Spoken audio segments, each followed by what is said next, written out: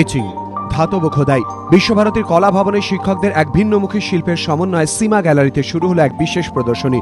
প্রদর্শনীর নাম beneath the surface, যেখানে বিশ্বভারতীর কলা ভবনের প্রবীণ ও নবীন শিল্পীদের এচিং এর কাজ উঠে এসেছে নানান ভঙ্গিতে। শুক্রবার ফুলের পাপড়ি ছড়িয়ে এই প্রদর্শনীর উদ্বোধন হয়।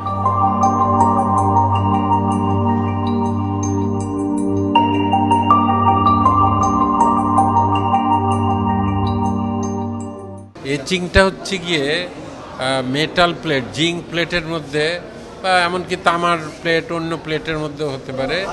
হ্যাঁ, ধাতব প্লেটের উপরে আর একটু নানা রকম টেকনিক্যাল ওয়েতে তার মধ্যে রেখা তৈরি করতে হয়।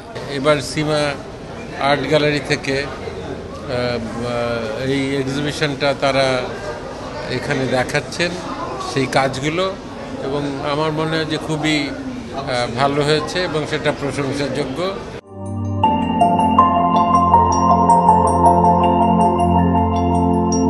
Beneath the surface Sima gallery এই প্রদর্শনীতে মোট ৩৮ জন শিল্পীর ৩৯টি শিল্পকর্ম দেখা যাবে। আগামী ১৭ই আগস্ট পর্যন্ত চলবে এই প্রদর্শনী।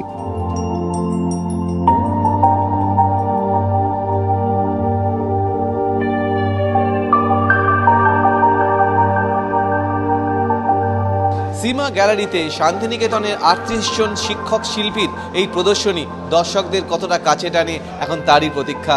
ক্যামেরায় অরবিন্দ প্রসাদের সঙ্গে মনোজিৎ সরকার, এবিপি আনন্দ, কলকাতা।